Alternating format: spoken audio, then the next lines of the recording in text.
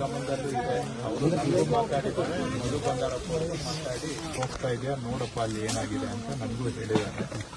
Compensation ಕೊಡೋದು, ಪರಿಹಾರ ಕೊಡೋದು ಕೂಡ ಇಮಿಡಿಯೇಟ್ ಆಗಿ ಮಾಡಿಸೋಣ. ಅಧಿಕಾರಿಗಳು ಮಾಡ್ತಾ ಇದ್ದಾರೆ ಅವ್ರ ಕೆಲಸ. ನಾನು ಫೋನಲ್ಲೇ ಅವರು ಡಿಸಿ ಅವ್ರು ನನಗೆಲ್ಲ ವಿಷಯ ತಿಳಿಸಿದ್ರು. ನಾವು ಕೆಲಸ ಶುರು ಮಾಡಿ ಅಂತ ಹೇಳಿದ್ರೆ ಅದ್ರ ಪ್ರಕಾರ ಅವರು ಕೆಲಸನೂ ಮಾಡ್ತಾ ಇದ್ದಾರೆ. ಈಗ ಪರಿಹಾರ ಕೊಡೋದು ಮಾಡೋಣ, ಮನೆಗಳದ್ದು ಹಾನಿ ಏನಾಗಿದೆ ಅದಕ್ಕೂ ಪರಿಹಾರ ಕೊಡೋಣ. ಆಮೇಲೆ ಕರೆಂಟ್ದು ಕೆಲಸ ಈಗ ನಡೀತಾ ಇದೆ. ಸೊ ಆದಷ್ಟು ಇದನ್ನೆಲ್ಲ ಒಂದು ವಾರದಲ್ಲಿ ಕಂಪ್ಲೀಟ್ ಮಾಡಕ್ಕೆ ಟ್ರೈ ಮಾಡೋಣ. ಆದಷ್ಟು ಒಂದು ವಾರದಲ್ಲಿ. ಈಗ ಕರೆಂಟ್ದು ಏನಾಗಿದೆ, ಅವರು ಇಲ್ಲಿರೋ ಸಿಬ್ಬಂದಿ ಸಾಲಲ್ಲ, ಬೇರೆ ಕಡೆಯಿಂದ ಎಲ್ಲ ದಾವಣಗೆರೆ ಬೇರೆ ಬೇರೆ ಕಡೆಯಿಂದ ಎಲ್ಲ ಸಿಬ್ಬಂದಿ ಕರೆಸ್ಕೊಂಡು ಅದು ರೆಡಿ ಮಾಡ್ತಾ ಇದ್ದಾರೆ.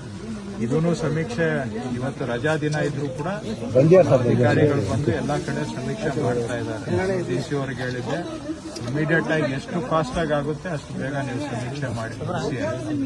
ಸಮೀಕ್ಷೆ ಮುಗಿದ ಕೂಡಲೇ ಏನು ವಿಳಂಬ ಆಗದಂಗೆ ಪರಿಹಾರನೂ ಖರೀದಿ ಮಾಡಬೇಕು ಅಂತ ಹೇಳಿದ್ದೇನೆ.